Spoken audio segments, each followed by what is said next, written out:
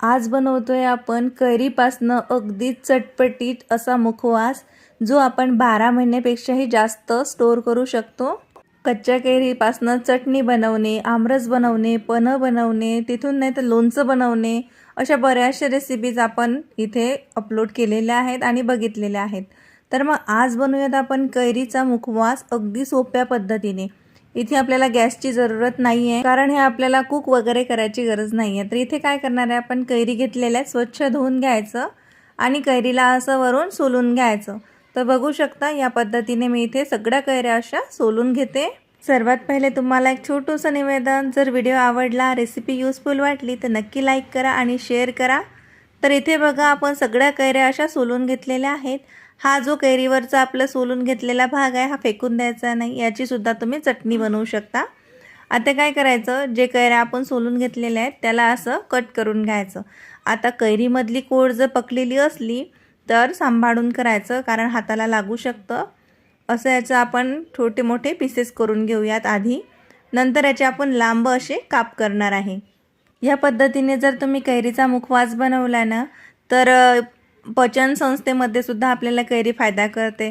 तिथून नाहीतर तोंडाची चव वाढवणे, सोबतच खूप मस्त अशी इथे आपल्याला चटपटीची रेसिपी भेटणार आहे। तर या पद्धतीने तुम्ही कैरीचा मुखवास जरूर बनवा। तर इथे बघा आपण काय केलं आहे, अशी कैरी कट करून घ्यायची आणि लंब्या लंब्या याचे असे स्लाइस करून घ्यायचे। अगदीच जाड नाही करायचे आणि अगदीच पातळी नाही करायचे। तुम्ही व्हिडिओमध्ये बघून राहिले त्या पद्धतीने आणि त्या साईजच्याच आपल्याला इथे पीसेस करून घ्यायचे आहेत। तर इथे मी सगळे कैरीचे असे पीसेस करून घेते। तर इथे बघा मी पूर्ण कैरी अशा लंबट आकारात कापून घेतलेल्या आहेत।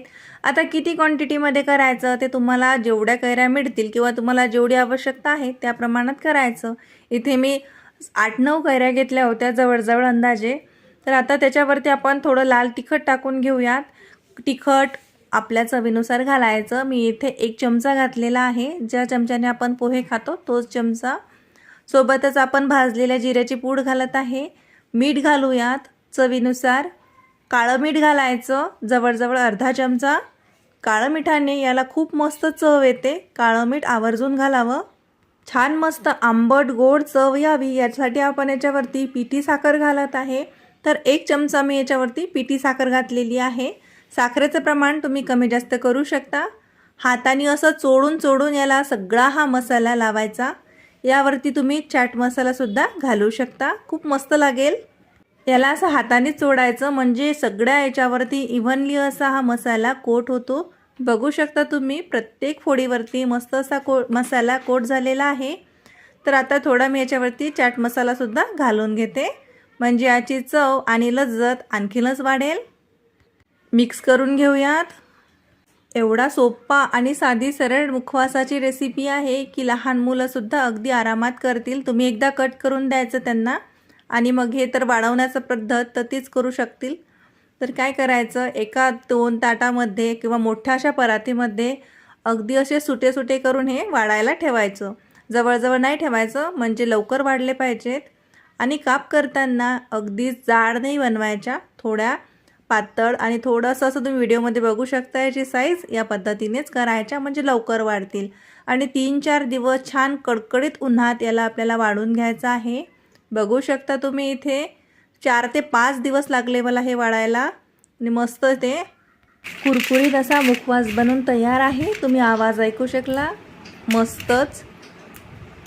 तर आता याला कुठल्याही एअरटाईट डब्यामध्ये किंवा एखाद्या प्लॅस्टिकच्या भरणीमध्ये भरून वर्ष 2 वर्षभरासाठी सुद्धा तुम्ही स्टोअर करू शकता, अजिबातही खराब होणार नाही। फक्त याला कडकडीत उन्हात असं वाढवून घ्यायचं। मस्त असं तोंडाला चव आणणारा हा पदार्थ आहे, एकदा नक्की बनवा। आवडला तर लाईक शेअर जरूर करा, सोबतच चॅनलला सुद्धा सबस्क्राईब करा।